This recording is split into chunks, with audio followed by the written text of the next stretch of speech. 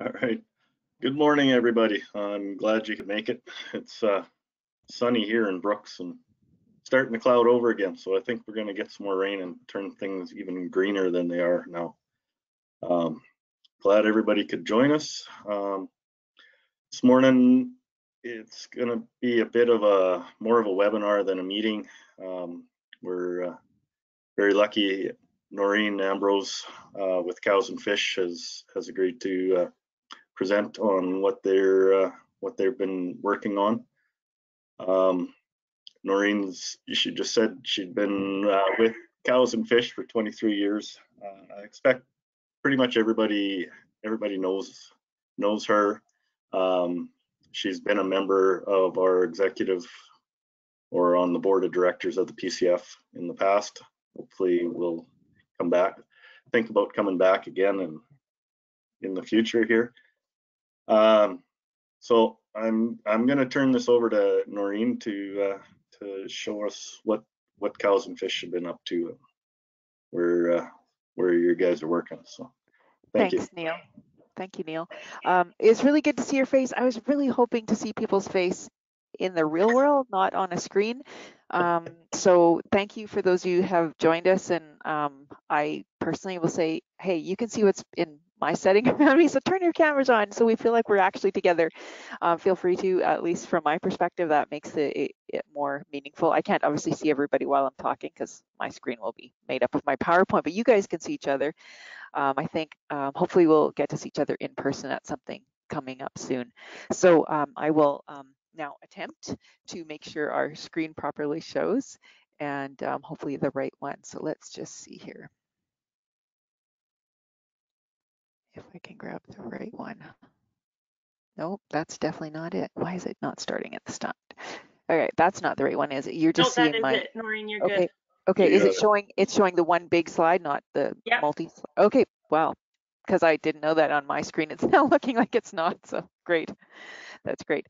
So thanks for joining us today. I realize everybody could have said, oh, another webinar or another presentation, but hopefully this will be interesting to you and give you some updates on things we're up to, but also by design, also many of the things we're doing with other people and other organizations. So I am going to cover a whole suite of different things we're doing and more focus on the southern portion of the province where PCF is mostly working, of course, but some of them are relevant across the province where we work. So thank you for listening, and I hope we have a great conversation afterwards about what everybody else is doing as well. So most of you do probably know who Cows and Fish is, but I just wanted to, I guess, give a little background for those that maybe aren't that familiar.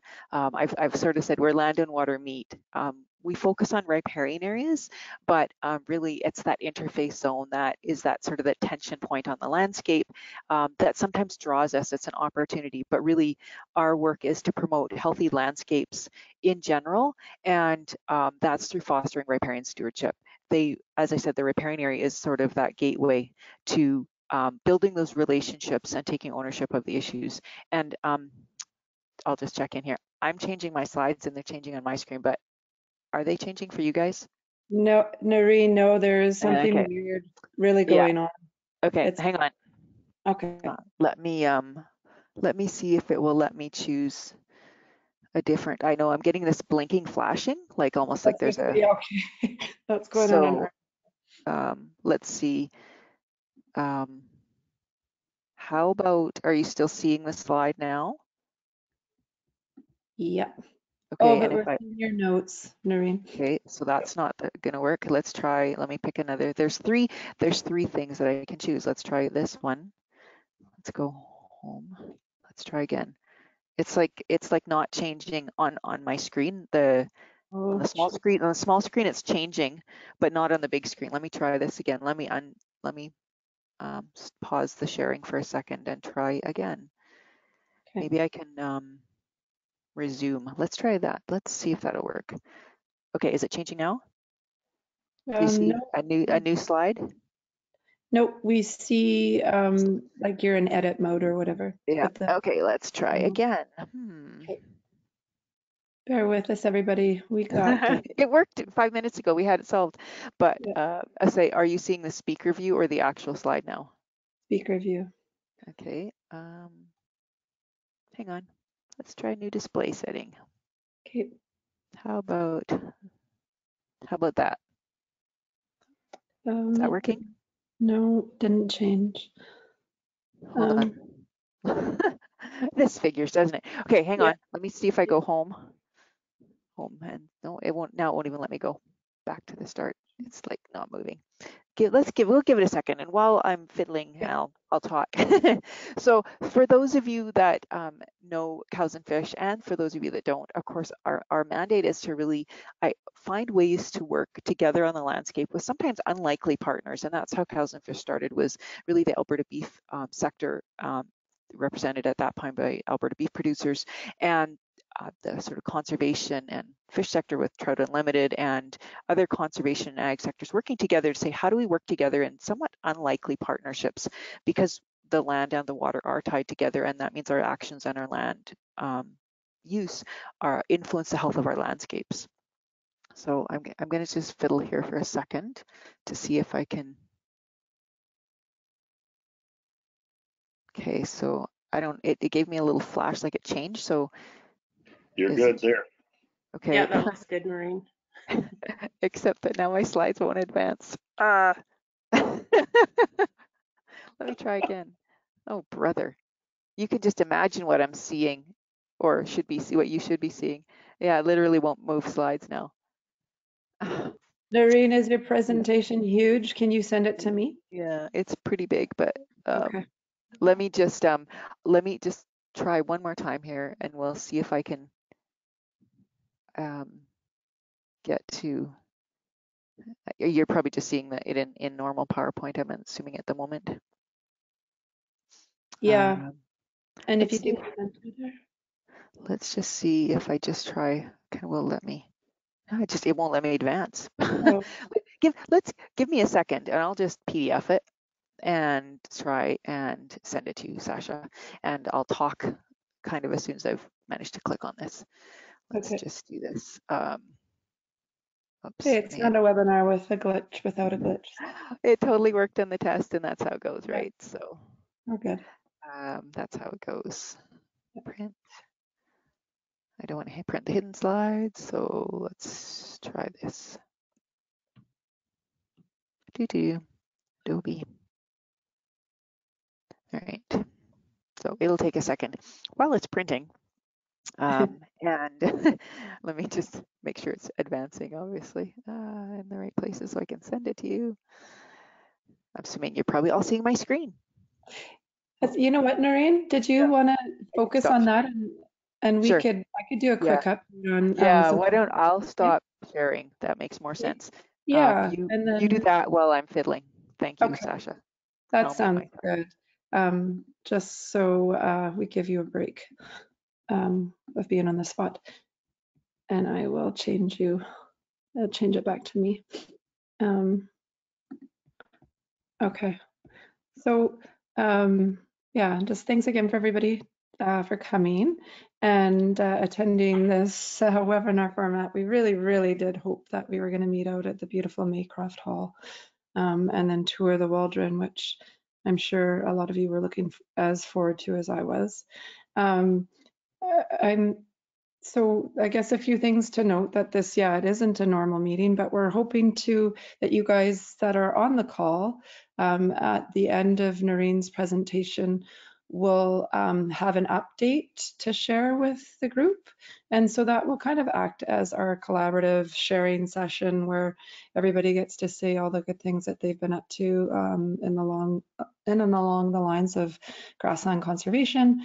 And hopefully that creates those connections again that maybe some collaborative efforts can come out of. We are gonna push hard for the fall to have an in-person meeting, and hopefully we'll have that together sooner than later and out for registration. Nothing's been set in stone yet, but it might really look like what the June meeting was supposed to look like, so which would be really nice. And I guess I could share my screen while I'm talking, or not my screen, but my face. What else could I say? So at the end of this meeting, we will share the link to this webinar with the entire membership. And in addition, we're going to send out updates from the committees that have been working. And so in there, you'll get to find out all the good things that the PCF has been up to as well. We just didn't want to keep you in front of a screen for so long during the summer. There's lots of other things that are way more fun to be doing than sitting in front of a screen. And I'm sure a lot of you have field work that you need to get caught up on. Neil, Catherine, is there anything else that we could share at this point? Trying to think. Most of it is the with the updates from the committee. Catherine, do you have anything on the conference? Are we needing people to step up and help organize for that now? I think we're actually doing okay. All the committees are up and running and moving full steam ahead, as is the core committee. So yeah, I think we're okay there. Of course, maybe as we get closer to it, we might need more people, but right now I think we're okay. Okay.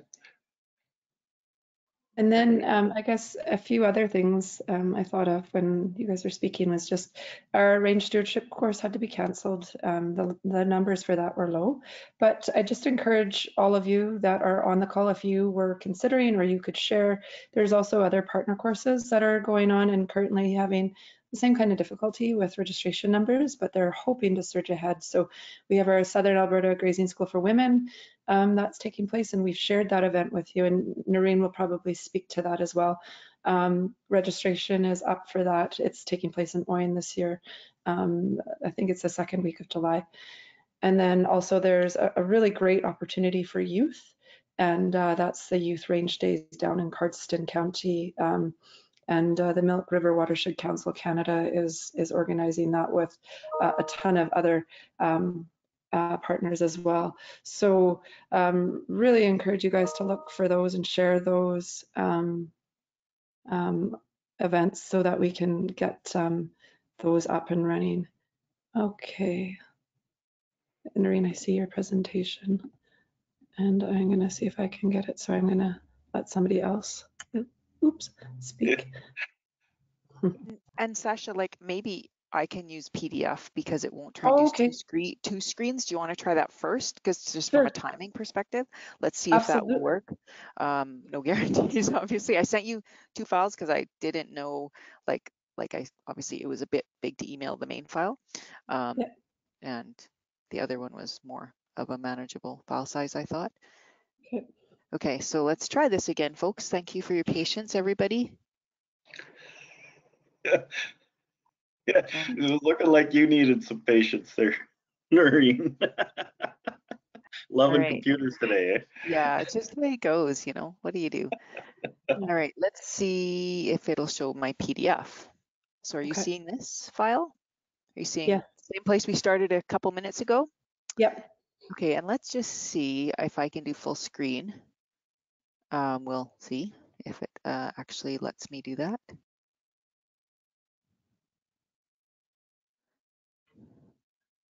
So are you seeing a full screen now? We are. Okay, let's see. And is it moving? Betcha. Woohoo. Yay! From a PDF. Good old PDFs. Good job. Cool. PDFs. Okay, thanks to Adobe. So moving on to where I was, which was talking about what riparian areas are, and I guess why our work is about sort of riparian areas and cows and fish. Like, where's the relationship there? So riparian areas, for those that aren't really familiar already, are really those places that are influenced by that extra water that's from an adjacent water body, whether it's a stream, river, lake, or wetland. So you have the soil that likes to keep the soil that's wet, and the plants that like to keep their roots in that moisture. So you have different kinds of conditions than the rest of the landscape, which we would call it aquatic, obviously where the actual standing water is, or the upland, which is the drier portions of the landscape. Okay, so sometimes riparian areas are messy, sometimes they don't have any visible water, but they are still riparian, and in the prairie and the grassland, it's much easier to see them because they stand out. They're usually wetter than everywhere else. Not as obvious maybe in the foothills, and certainly as you get further north in the province into the parkland and the boreal when there's green stuff all the time, but it's more obvious at certain times of year for sure in the grasslands. So one of the key principles we work under is that really landowners and land users decisions and their actions influence the ecological goods and services and how the landscape functions. So our work is to really work with those people as individuals and groups and organizations to have an effect in our work. And that effort is within the cows and fish process. Our goal is to try to build our work within this sort of framework or process of awareness, which is education and team building, or working with partners, tools, which are practical and sometimes hands-on things, but also technical tools, supporting action on the ground at a community as well as an individual level, and then monitoring change, encouraging both ecological monitoring, but also monitoring of our work in terms of social programming, effectiveness of our efforts.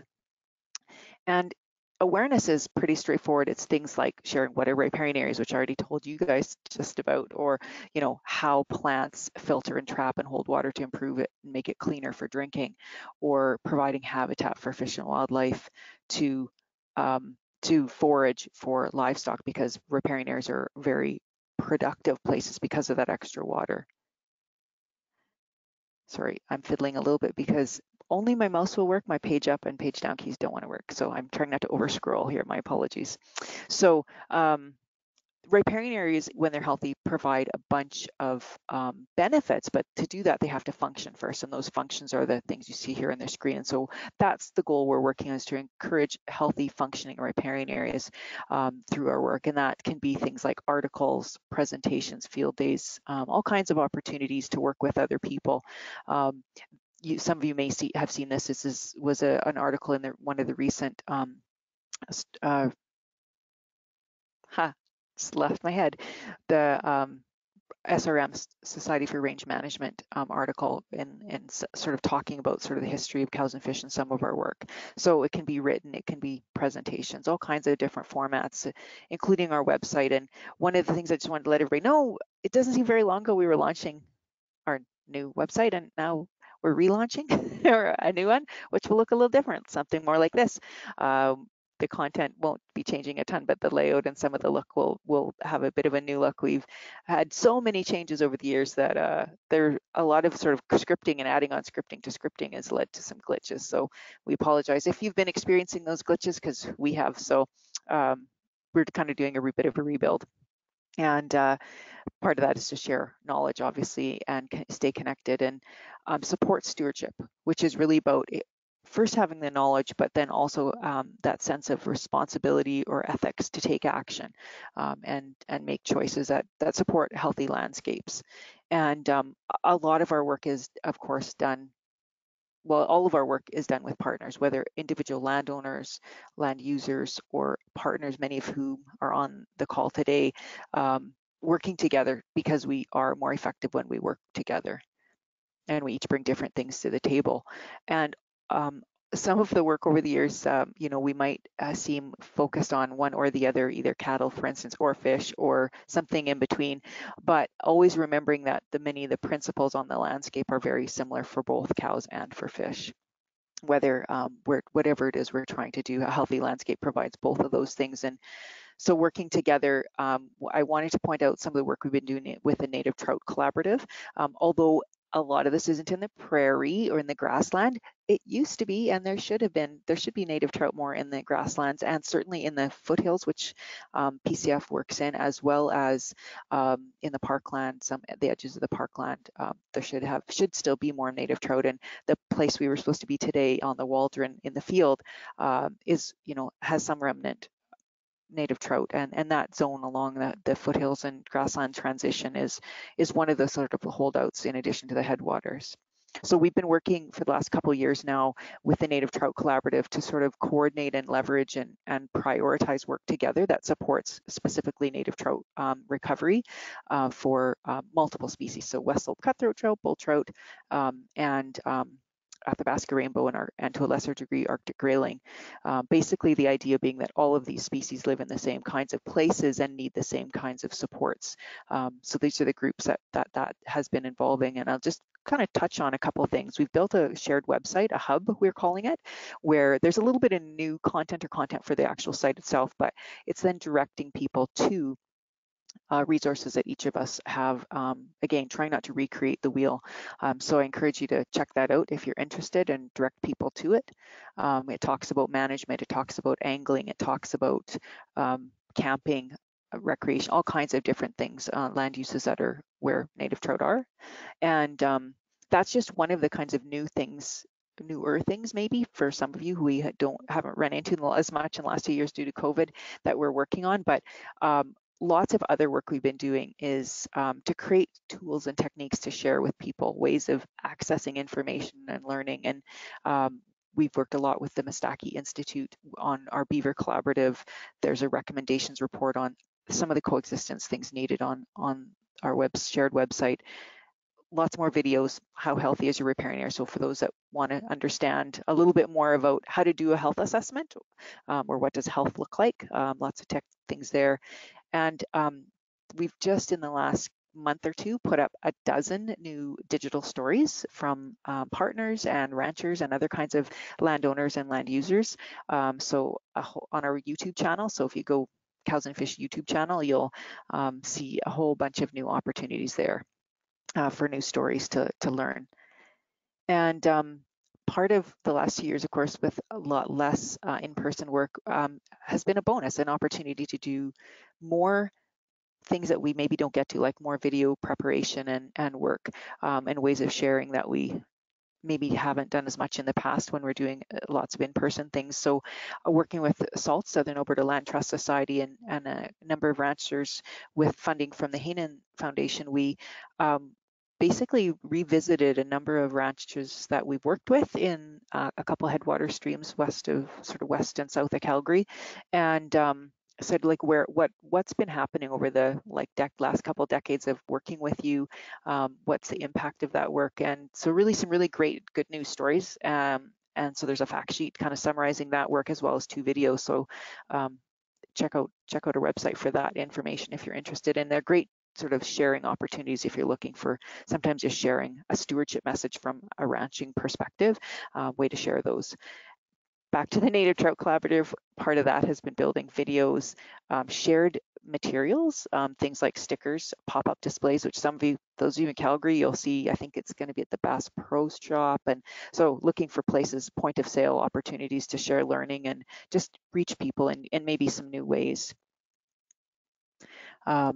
That is interconnected to our Native Trout Workshop, which again was something we did with all of those partners and many others, supported with our Habitat Stewardship program and ACA dollars to reach people both on the that are public users of the landscape, but also technical users. So we did a technical session as well on lots of research and science that's relative to supporting healthier landscapes and native trout. And those kind of collaborations with lots of other organizations are really true of what Sasha already mentioned, of some of the work that we are part of with the Alberta Range Stewardship course. We're co-chairing with, I'm co-chairing with Ross Adams on that. Unfortunately, as Sasha said, we had to cancel it, but hopefully we'll be doing something later and maybe in the season, in the fall or winter event. And we are likewise on a committee for the Southern Alberta Grazing School Forum, and you can see all the different logos at the bottom there. So these are events that take a lot of work and effort, and it's really important to work together to give not only the people that we want to come, in this case the livestock producers, sort of that diversity of input, but also to share the workload and the successes too. So hopefully some of you are coming to these events, and some of you are also part of these organizing committees. So that's a really integral part of having successful collaboration is building kinds of things like this together. Sorry, mouse not working. There we go. One of the other things we do, and most of the work on the awareness and the team building, all the work we do is generally at the invitation of others. We're working, at the request or invitation of others, but we also occasionally put on things that we're just the lead on, and some of that is about tuning people's eyes to the riparian health assessment method. So what does bare ground look like? What is good mud versus bad mud? What is deep binding roots look like? What are the pretty flowers that are actually weeds? Where's the line between those things? And so we are doing a number of riparian health assessment training and field days this season. So in the south, we're doing one location, still not quite finalized, but it will be August 11th. So it is intended for people sort of in the professional realm, so working in conservation or agriculture and stewardship. We also, of course, do them with landowners, but the focus is a bit different. So if you're interested in having one in your area with your group or your community or some landowners, of course, just give us a shout, and we would be happy to set them up, work with you to do that. We did just do one with Friends of Fish Creek this last weekend, and there's some more sort of follow-up happening this weekend because they're doing lots of monitoring in the city of Calgary. So things keep happening. You think, well, we should have solved all the world's problems and we should have everything figured out, but there's always new tools that are needed because there's new challenges or things that that evolve in how we address things. And so over the last year and a while, we've posted on our website a learning series on riparian regulations that we did with the Environmental Law Center.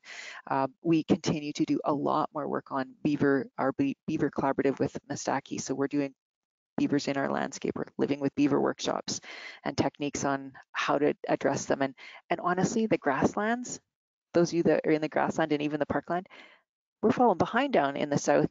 Most of the work we've been doing, most of the calls we get are from the northern part of the parkland and the boreal and the Peace region. So I encourage you guys to start thinking about how do beavers play a role that is probably missing in some ways from the grassland. And if you didn't and don't know a lot about it, you want to check out some of the techniques at the end of the fiscal year, and at the end of March we did a virtual tour of some of the sites.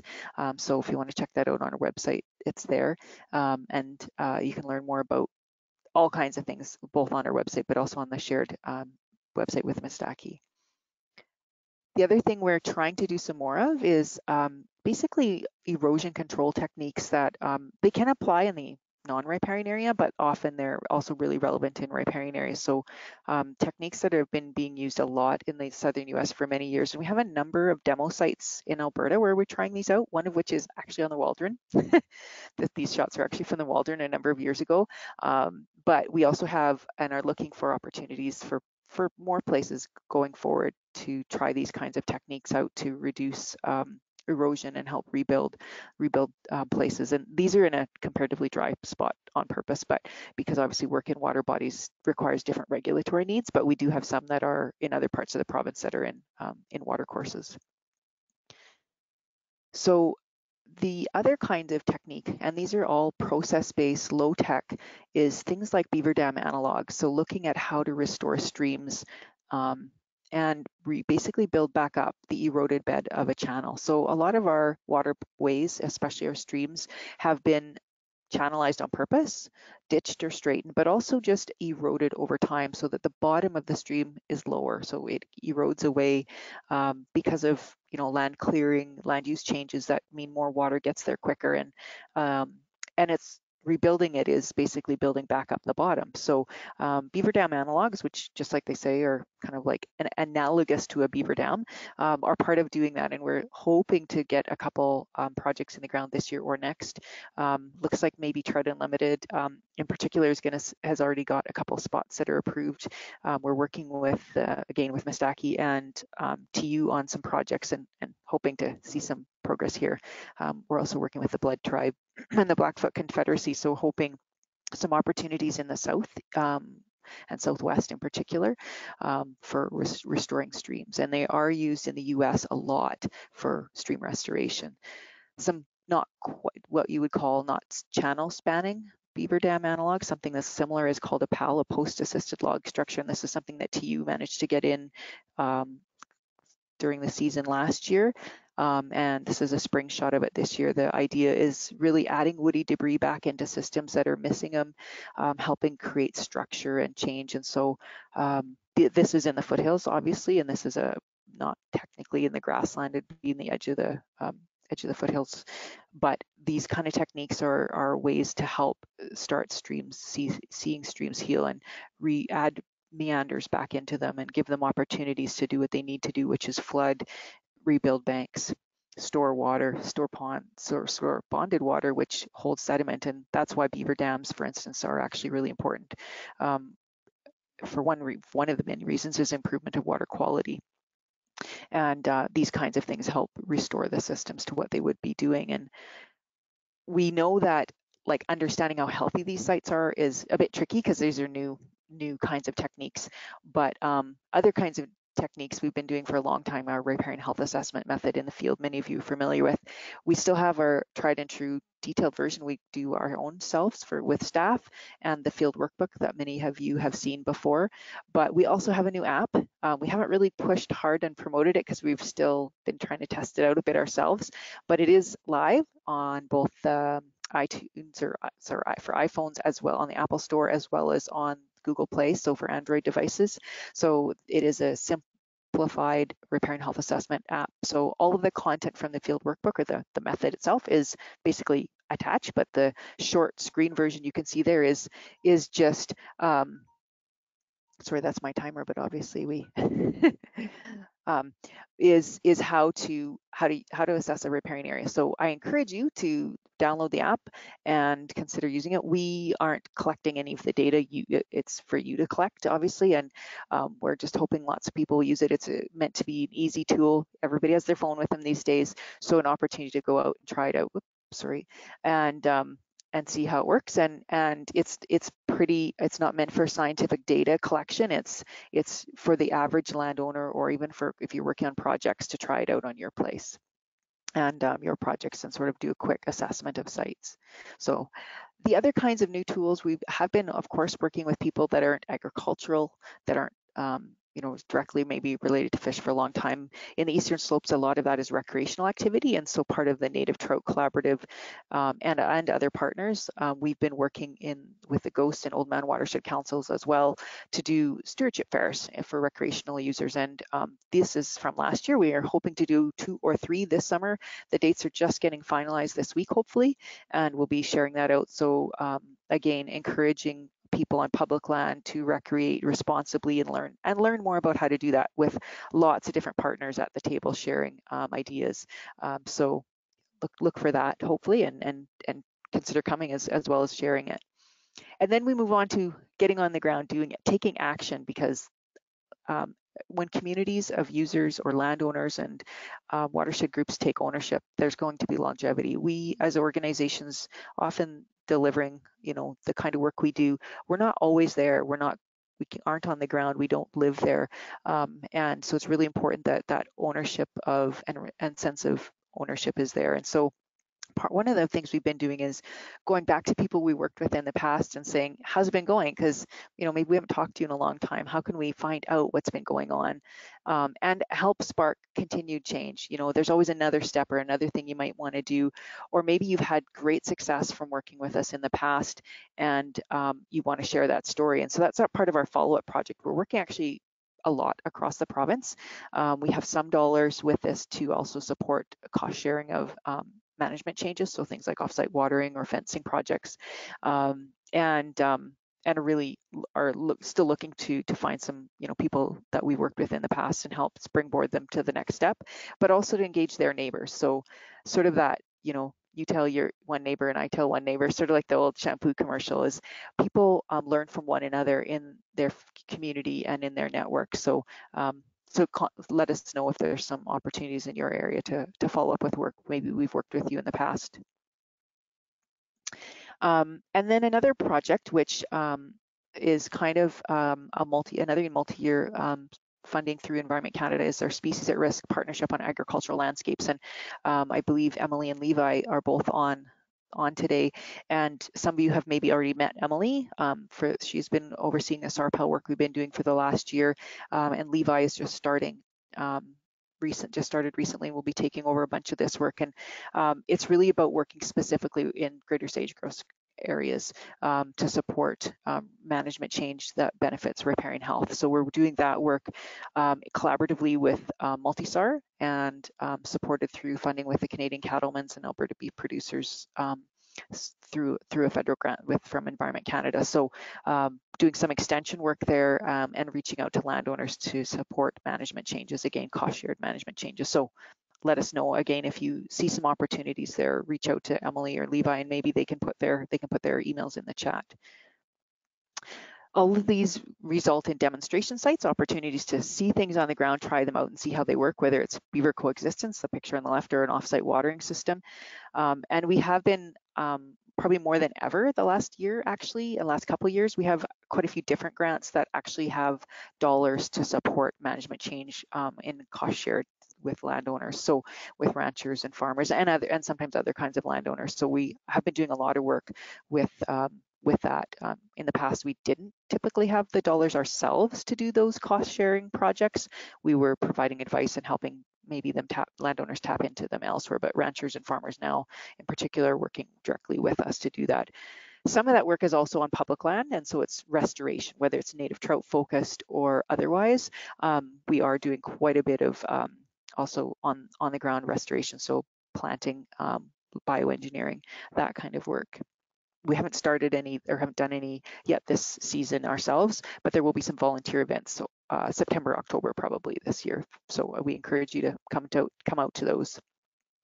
And it's also about managing and monitoring the effectiveness of our work. And this year we're doing somewhere between 175 and 200 sites of riparian health inventories across the province, from the Peace region down to south of Milk River, almost to the US border for the SARPAL work, the sage-grouse country. So lots of work with landowners and community groups and many partners, including some of those of you on the call today, to understand like what's the health of these sites, what are some of the issues that we might need to challenge and try to address, and some opportunities, as well as like if these are revisits to sites, you know, what's the impact of the past work, how, you know, showing those changes over time. And our sort of provincial pie chart from last year, because I was just starting this year, over 3,000 sites that we're looking at, and you know, the portion of the pie that's green, that's healthy, is getting bigger. We still have a quarter of the sites in the province basically that are unhealthy, and still almost a half that are healthy but with problems, that yellow chunk of the pie. But we are seeing more and more sites that we go back to, you know, showing that improvement over time, which is really positive. We're doing work in the city of Calgary. We're doing it across the landscape with ranchers and community groups. And part of the work in the city of Calgary is, again, revisit work showing change over time, and working with a collaborative of with KWL as a lead consultant to monitor the effectiveness of bioengineering techniques too. So I encourage you to reach out to us. Catherine Hall is leading that work for us in Calgary. Lots of really interesting learnings there about the science behind like what's actually effective. And of course, these are mostly on big river sites, but also on some of the smaller locations. And the last thing I want to talk about is celebrating. I mean, I was really like going to celebrate just being in person today with you guys on the Waldron, because that was going to be really exciting and really timely, because the Waldron is one of the places, really the first places we started our work. The picture on the left there is kind of one of the very first meetings that Cows and Fish had around the Ferris's table and talking about and starting Cows and Fish. And so we're celebrating our 30th anniversary this year. And so some of the things that are in our newsletter and some of the articles we've been doing are to sort of tie that together with our longevity. And that success, I think, that we're celebrating is really because of the great work we have had and been able to do with all the ranchers, the farmers, the landowners, and the partners, as well as our funding sources over a lot of years cobbled together. Each year is a little different, but yeah, so watch for there'll be a few opportunities as well to attend some public events that we're hoping will be in person, obviously. So throughout the year, there was already one online one, which we did in January to start off the year. So hopefully some of you can attend some of the in-person ones as well. And a shout out to, of course, our Cows and Fish members, the organizations and individuals that make up our board of directors in particular, and all the supporters and other partners we work with. So feel free to reach out to me. if you're interested, or any of our staff, which are listed on our website. And I'm happy to take questions if you're interested.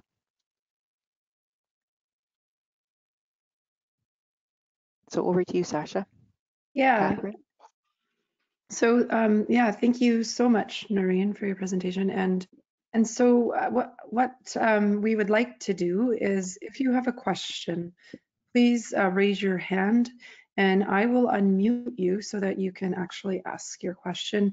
If you're not comfortable with that, please type it in the chat box or the question box, and we can do it that way as well. And there is one question there to start off from Isaac. And so if you're okay, we'll start there.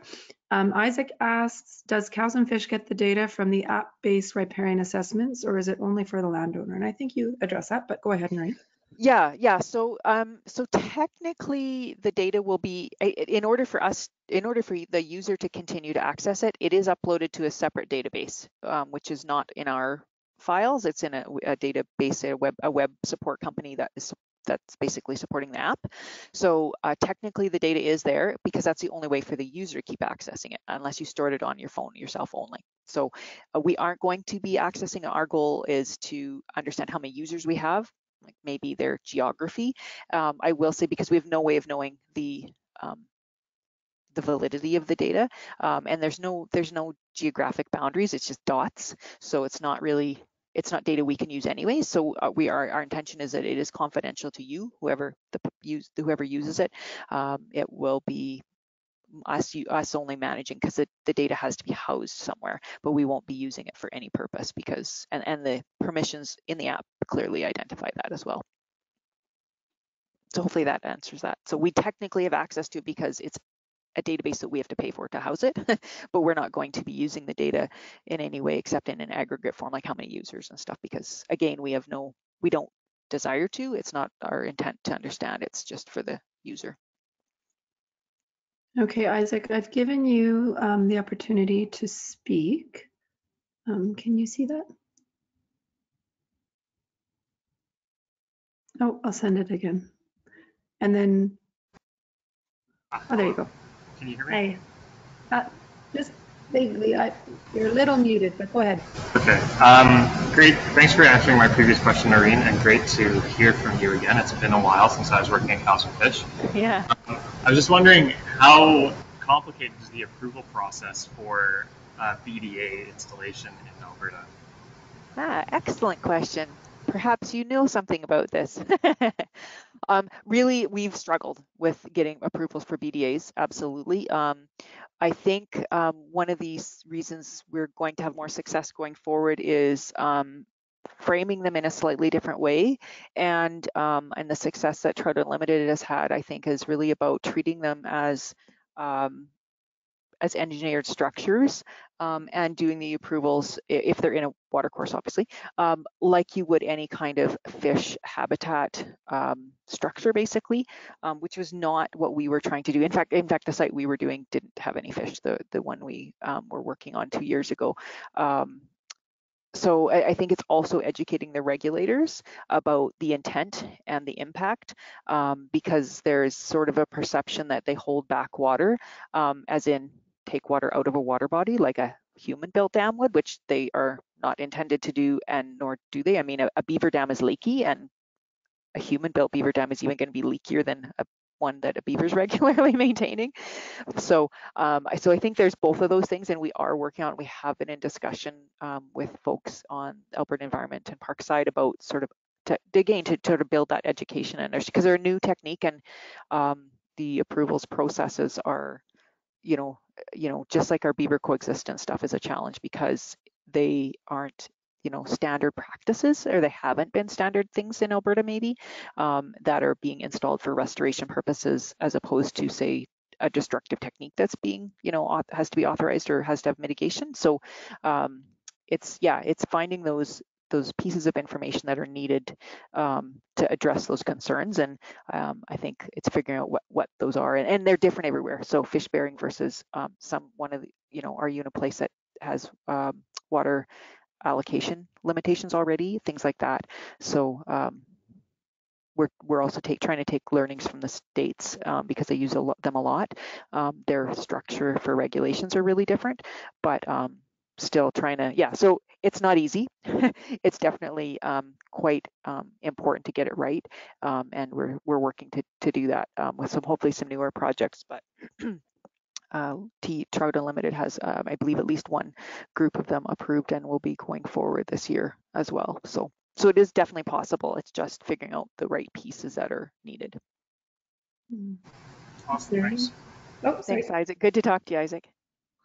Okay, and then Christiane has typed a question in, and I'm going to unmute you as well, Christiane, but I'll ask the question for you, and then if you want to have any follow-up. But she's asked, can you give a little more detail on the work you are doing with Multisour for sage-grouse habitat improvement?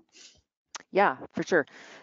So basically, we've identified a few landowners that have reached out to us or that have reached out to the Multisour program, and we're doing riparian health assessments, and Multisour for most of these sites is doing the range health and wildlife as part of their habitat conservation strategy. So basically the landowners, the ranchers will have a combined plan that includes range and riparian and wildlife information. And part of that is identifying opportunities for riparian or range upland improvements. And we're taking the lead on helping support the riparian ones, and Multisour's taking more the lead on the more upland ones. But between us, we're basically trying to address both of them as needed, depending on our budgets. And so the ranchers are making basically changes related to offsite watering, fencing changes, things like that. So it's an extremely dry part of the landscape. That's sort of thinking of, many berries, the Lost River, 1-4, like that. That's the kind of area. So it's a pretty dry landscape, and so we're looking at supporting those kinds of management changes and working collaboratively to identify what works best for the ranchers themselves in these places. So we're doing a bit of extension. So presentations will maybe happen. Again, due to COVID, we really couldn't do any community things, but we are doing some in the broader landscape. So at Medicine Hat or newsletters in the local papers and things like that. So so hopefully that answers your question, Christiane. Is there anything? Like, we're not working with the birds themselves. I've yet to see a sage-grouse. I'd love to, but I haven't. It's working on land management, and in that country, it's exclusively ranching pretty much. So.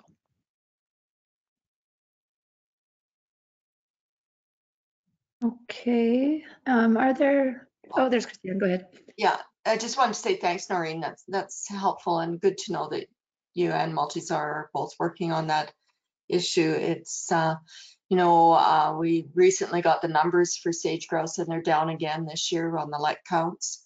And I think there's really great hope that some of the investment in reclaiming old oil and gas in that Many Berries area in particular will help. But it's really important to pay attention to these sage-grouse birds. And yeah, there's less and less of us that have actually seen them, and certainly not in Alberta much for a very long time.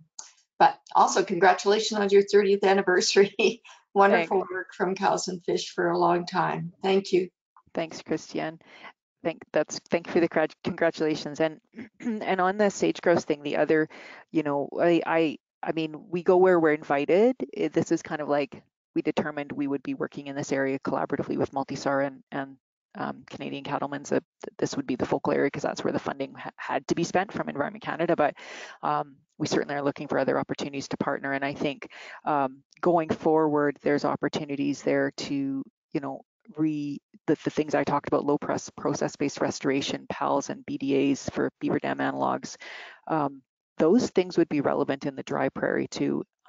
Beavers used to be in many of these places, and I'll say rewatering the landscape naturally by bringing some of those pieces back, I think, is kind of an additional long-term goal, not just for, say, any random place, but particularly in those places. And in the US, they are doing those things explicitly for sage-grouse restoration of habitat is beaver dam analogs. There's some interesting work happening in the Dakotas. And so, but you have to start somewhere with small steps. And so hopefully there's some opportunities there to continue to make progress, whether, this funding ends March 31st.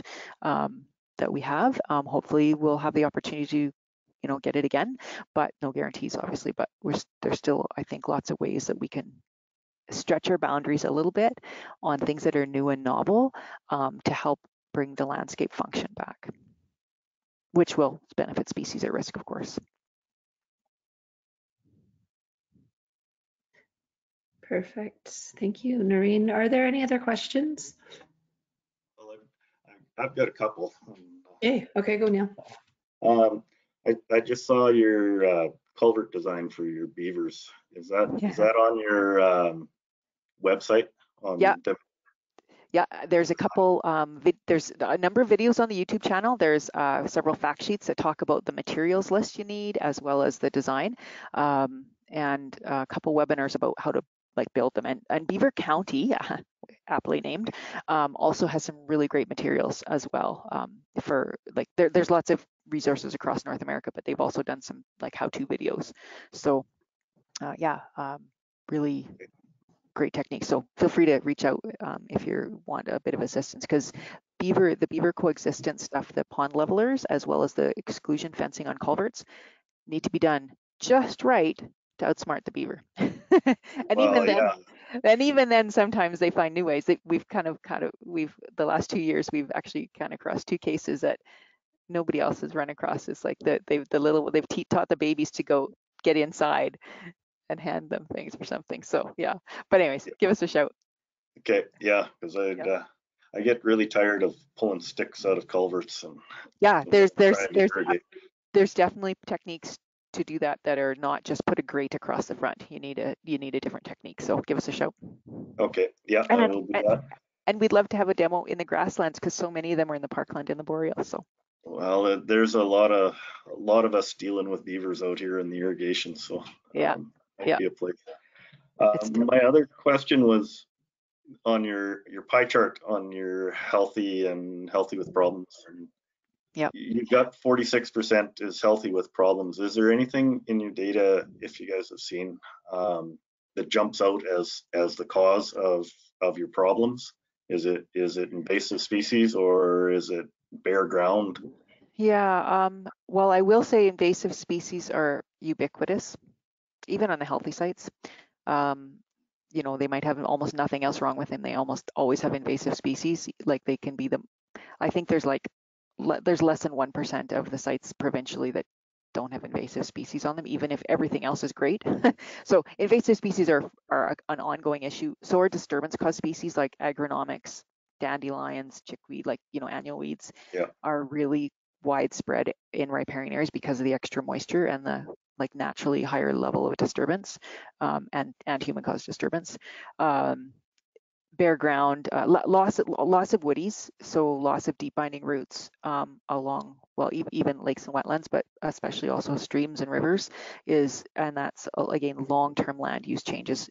Certainly lots of that, it's true in grazing, but even in crops, in urban areas, in lakefronts, land clearing or long-term land use changes that have resulted in them just disappearing. That kind of creates a lot of other unraveling, the lack of deep binding roots, which is mostly trees and shrubs over time. So, I mean, all those things are common pretty much everywhere with all kinds of land uses, for sure. Okay, yeah, I was just kind of curious on that. Your deep binding roots it's an interesting deal, because I try to treat our canals like intermittent streams, just as a thought, but my willows always seem to poke holes into the canal, my ditches, and then I got water going all over the place. So. Well, they create structural integrity of the bank, but they might not keep all the water in where you want it. yeah, that's what I find. So there's the trade-off for sure. Yeah. That's good. Thank you. Sasha, we got any more questions? Not that I can see, and there are no hands up. So I think maybe we're finished with the questions. Okay. Well, thanks. Yeah, I'd like to say thanks a lot, Norine. That was a good presentation. You guys have got a lot of stuff on your plate right now. keeping you What's going on? very busy. Yeah, I apologize that I kind of rushed through it because with our technical issues at the beginning, I felt like I was rushing. So thanks for the opportunity. And I'll ask you, I guess, Sasha or Neil, you'll steal back the screen probably. I've stopped sharing, but it doesn't, I think it's still sharing mine probably. If you want, feel free to steal it back.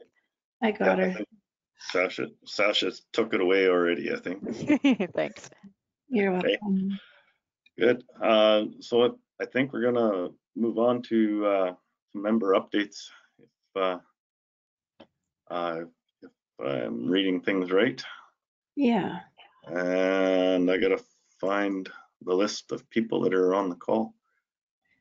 So if you go to the attendee list. Yeah, so we've got, I'm just gonna start at the top of my list alphabetically. So Aiden, if you would like to explain what you guys are up to. There we go. Your mic turned green. Hi.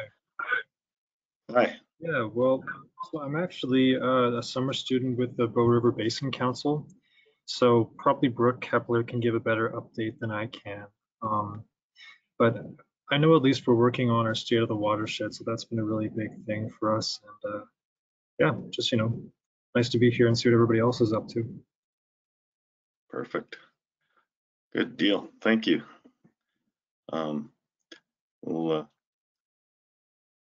Well, let's get Brian go here with Tabor, MD Tabor. Can you hear me? Yeah, we can. Oh, that usually doesn't work. So yeah, kind of status quo at the MD Tabor here with our native grasslands. The same policies and protections are in place that have been for the last number of years since I've been here, which is 9 years, I guess. They haven't sold or broken any native grass in that time.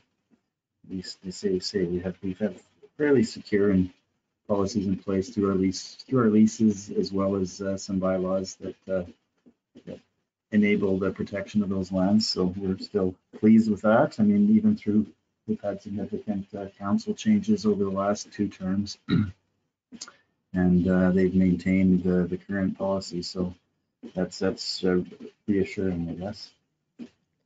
It was kind of ramping up to be a pretty tough year with grass management, and we're pretty fortunate here in the last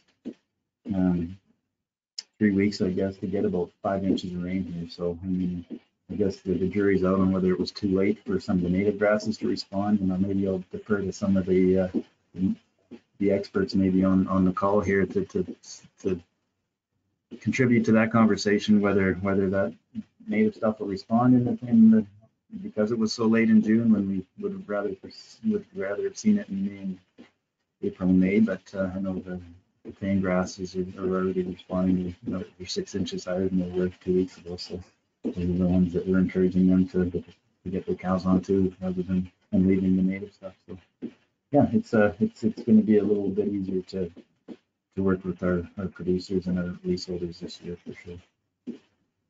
That's about it. Nothing, no initiatives, I guess, different than what we normally been doing the last few years.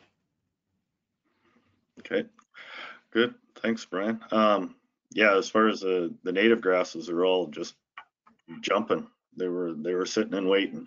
That's the beauty of the prairie, is it'll use that moisture whenever it shows up. So That's great to hear.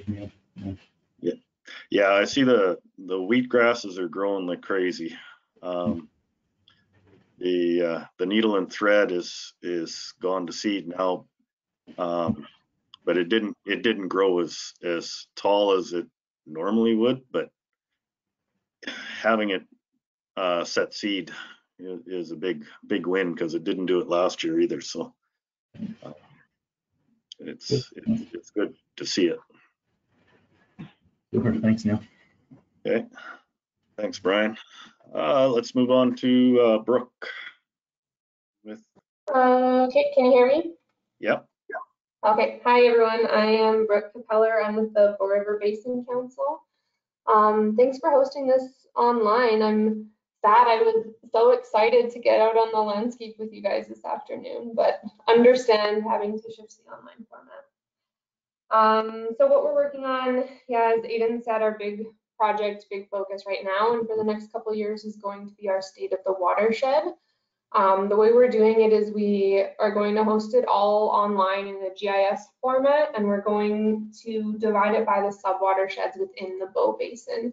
So kind of like putting a puzzle together, we're going to fill in the sub-watersheds that have their state of the watersheds done, like the Ghost and the Elbow and those groups, and then from there we'll work to fill in the rest. So we're always looking for volunteers and partners to assist with that, specifically in the eastern portion of the basin. We've got a lot of representatives from like the headwaters and west of Calgary, but I really want to expand further east into that part of the watershed. So if anyone on the call is interested, please let me know. I can send out my email or whatever. The other thing we're working on is cabin sampling. So we have 2 staff that are doing the training this summer, and then we'll be assisting some of the stewardship groups in the area with cabin sampling in the fall. And then our quarterly forum is coming up on September 14th.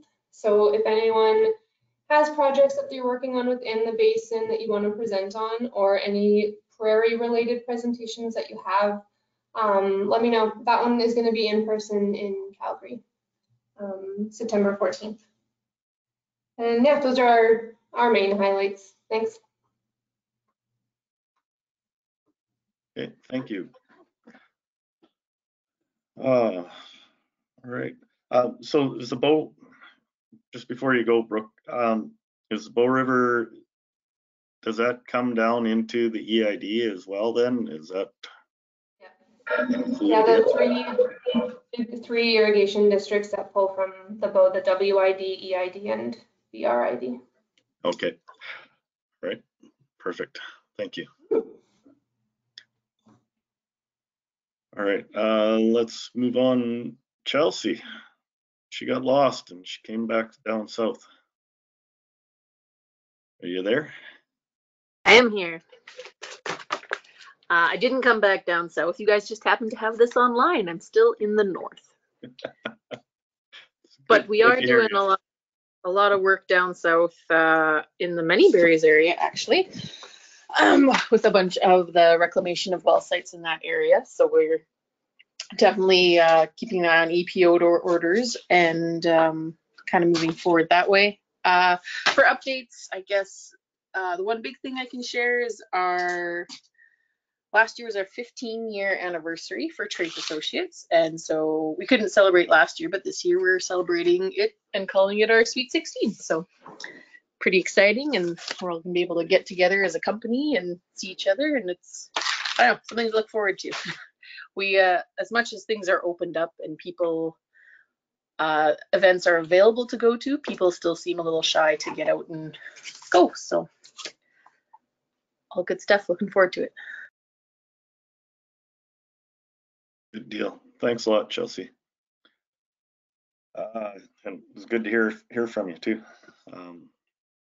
Okay, let's move on to Christiane. Good morning, everyone. Just a brief update from Alberta Wilderness Association. We're continuing to focus on protection of biodiversity and working on creating awareness of the irrigation proposals. We'll be doing some outreach this summer on healthy and abundant water needs and ways to halt and reverse nature loss, not only in the grasslands, but throughout the province. We're working on an article looking at 10 years post-emergency protection order for sage grouse, and we're hoping to keep the needs for biodiversity for these birds and other endangered species dependent on native prairie in the forefront of any initiatives that are coming to increase protection in the prairies. And that's, in a nutshell, where we're at right now.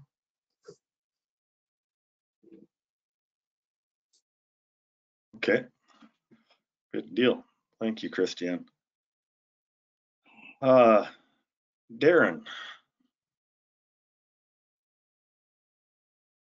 Hello.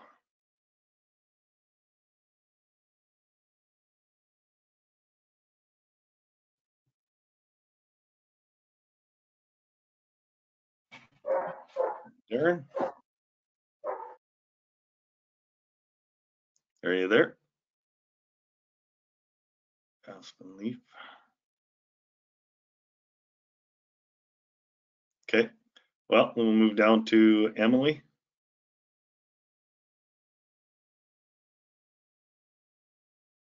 Hi there. Hopefully you can all hear me. Yep. Yeah, so I'm Emily Purvis. I'm a riparian specialist with cows and fish. So I am working on and have been working on a lot of the points that Norine discussed. So I've been working here for just over a year now. Primarily my role was in the Southeast, working on the riparian projects related to sage grouse down in sage grouse critical habitat.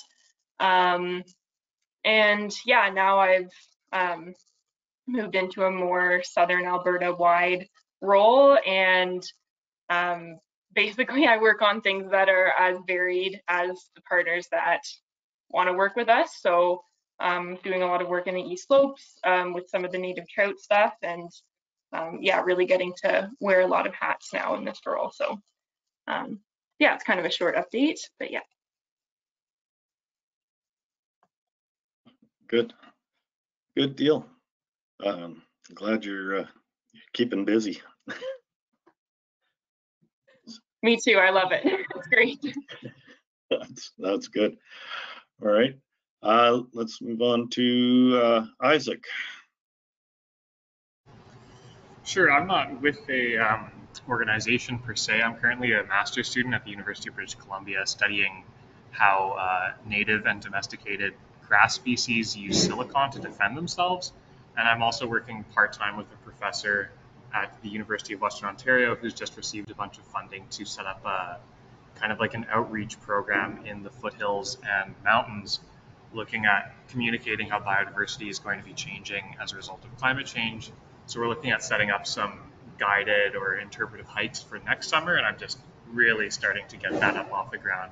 So I'm sure I'll be talking and reaching out to some of the people on this call going forward to see if there's potential for collaboration, or if we could use some of our funding to help deliver some of the messages that things like AWA or Cows and Fish has, and would like to get out there about conservation and some of the restoration stuff that's going on in the foothills and eastern slopes. Cool. So how do plants use silica as a defense? So it's a good question. They uptake silicon in a soluble form from the soil, and they deposit it into their leaves in these like semi-crystalline granules. And these can interrupt chewing insect feeding, so it can like really wear down the mandibles of things like grasshoppers and caterpillars. And it can also form a physical barrier against fungal infections. So when the fungus is trying to penetrate into the cells of the plant, this silicon layer can kind of block that penetration. And it also seems to be involved in like gene regulation and kind of like physiological mechanisms for defense. It's still fairly poorly understood, but I'm really looking at how like cricket and other kind of insect herbivory can cause rapid uptake of silicon, as well as trying to identify some genes that determine variation in silicon in wheat, actually. Cool. That sounds neat. Is it any special plants that you're looking at, or just like upland plants doing this, or all plants doing this? It seems to be fairly widespread across the grasses. I'm just because of like who the kind of professors I'm working with, I'm kind of focused on wheat and oats and barley and rye right now. But I also have a side project where we're trying to do a little bit of this research in things like Elymus canadensis, your Canada wild rye, and some slender wheatgrass, and a little bit of northern wheatgrass as well, and just kind of seeing what's going on there. Cool. Okay, good. That sounds really interesting to me. Thank you. Thanks. Okay. Okay, let's move on to Levi. Hi, Neil. Can you hear me? Yep. Perfect. Yeah. No, thanks. Thanks everyone for having me today. I'm excited to be working with you all. Yeah, I'm very new with Cows and Fish, so today's actually the 1 week anniversary. So in terms of an update for me, I'm figuring out which way's up and which way's down at the moment. But yeah, no, very excited to work in the grasslands, as it's yeah, a area I hold close to my heart. And yeah, so feel free to reach out with me. My email's there in the bar next to my name. So reach out. And Isaac, yeah, it sounds like very cool, interesting research, and feel free to reach out if you guys have any opportunities or you're looking for collaboration within the grasslands. But yeah, no, just excited to be working with you all. So thanks for having me. Good deal. Thanks a lot, Levi. Enjoy your time with Cows and Fish. They're a good organization. Okay, Lindsay.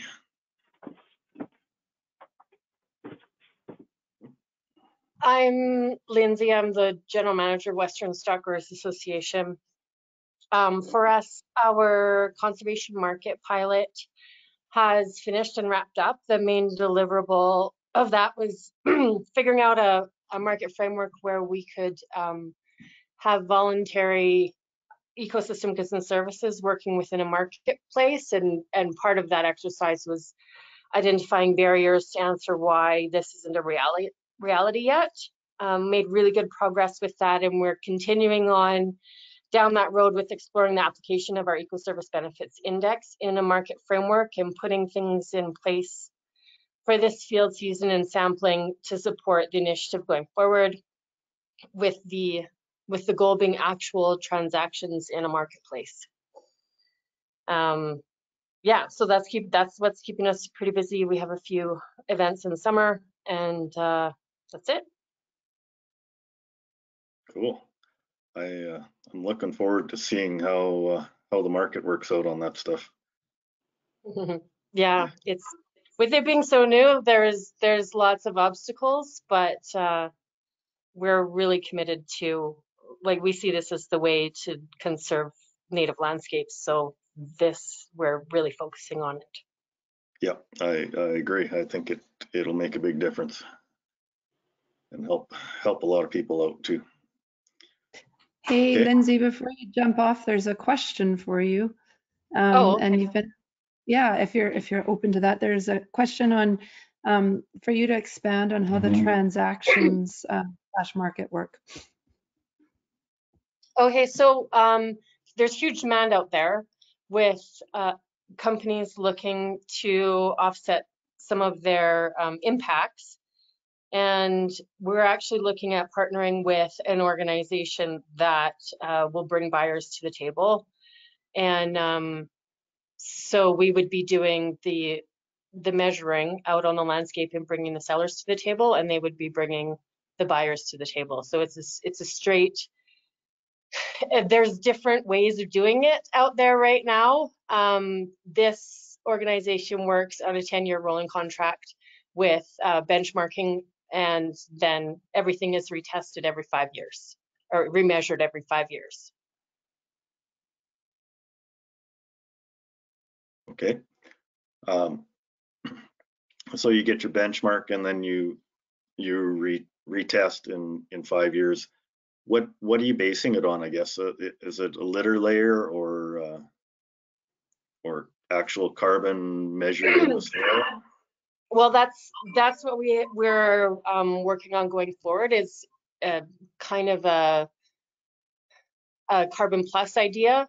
So the index that we developed puts together measurements of water health, soil health, biodiversity, and there's a cultural component, so that guys who are using regenerative agriculture practices, those are the guys who are going to be producing more ecosystem services. And the company that we're hoping to work with is carbon based right now, and they use the B Carbon protocol for carbon measurement, which is what their buyers are asking for.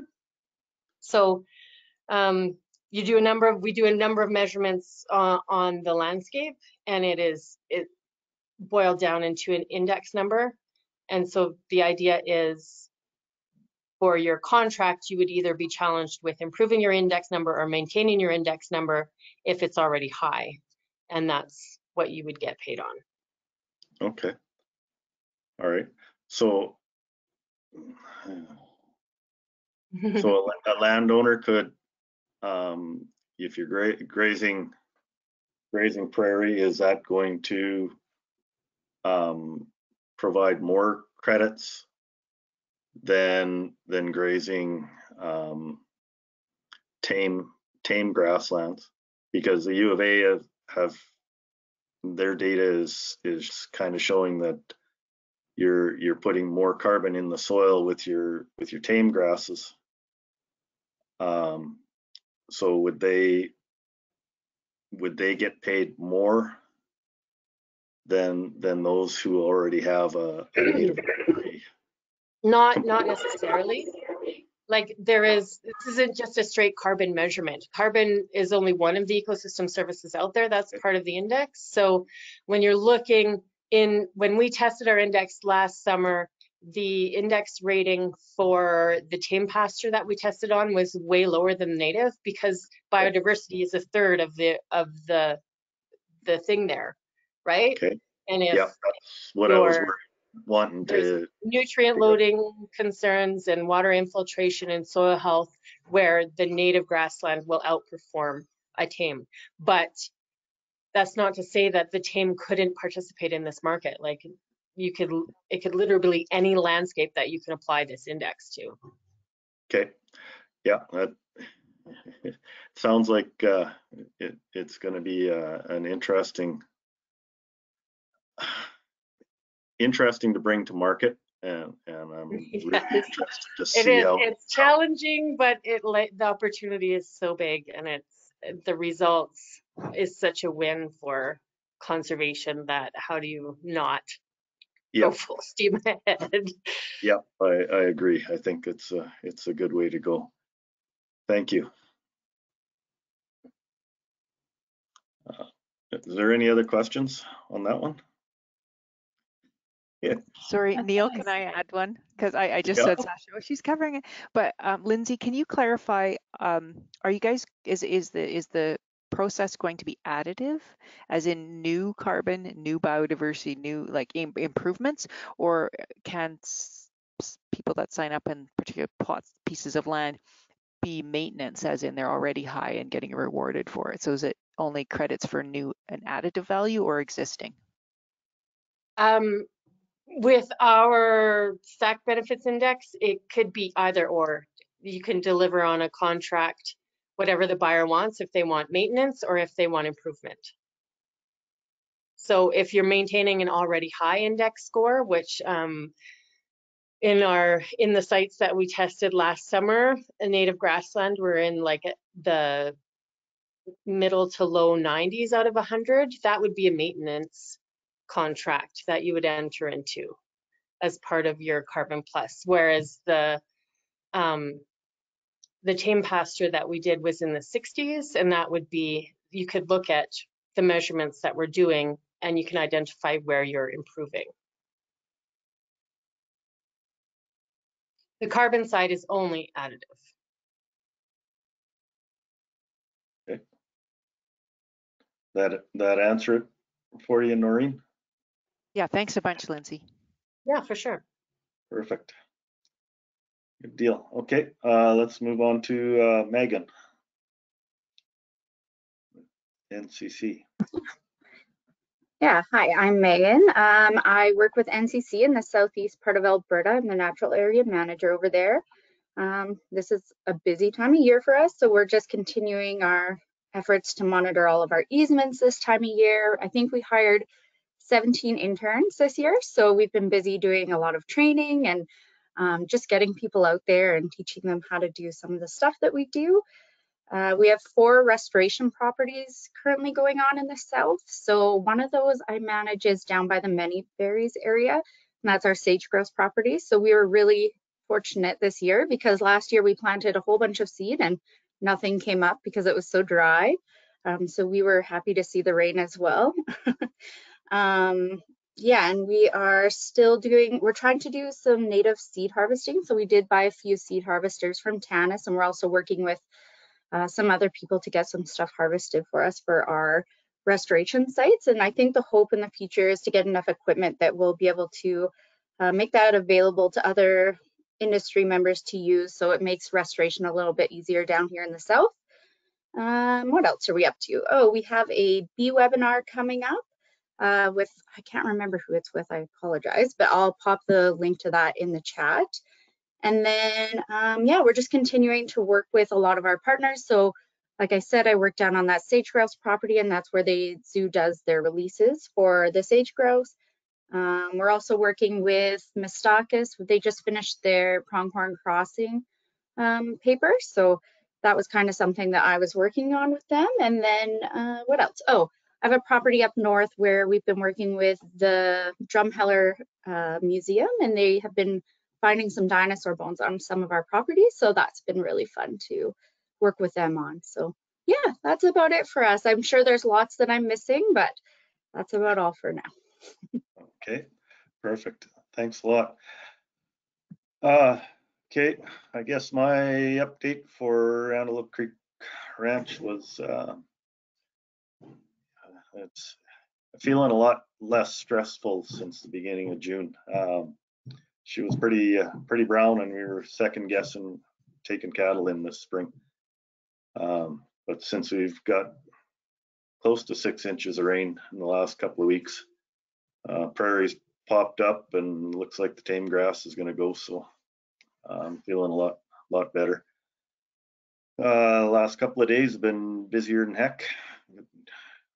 Pigs came in yesterday, and my lambs went to the butcher, and today was baby chicks arrived. So busy with a lot of that kind of stuff. So checking cows and irrigating grass. So living the dream. It's all good. Okay, I think that kind of brings us to the end of the meeting, unless Sasha and Catherine want to add anything. I could do a quick multi-SAR update if you want, just a quick one. Yep, that would be good.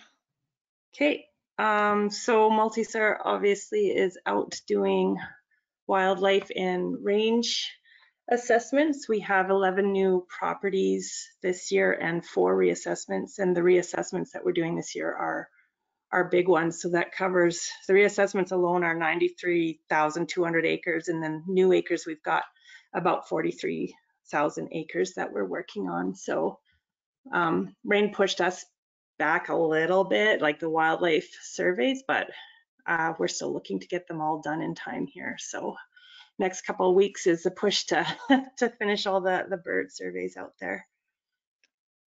Okay, perfect. And the funding came through too, didn't it? Did I? Yep. So we did get our funding here. It came in June from the Alberta government.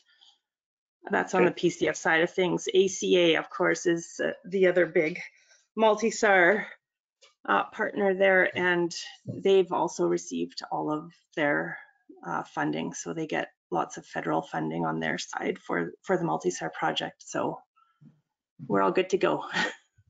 All right, perfect. Good thing. Sasha, you got anything you want to add?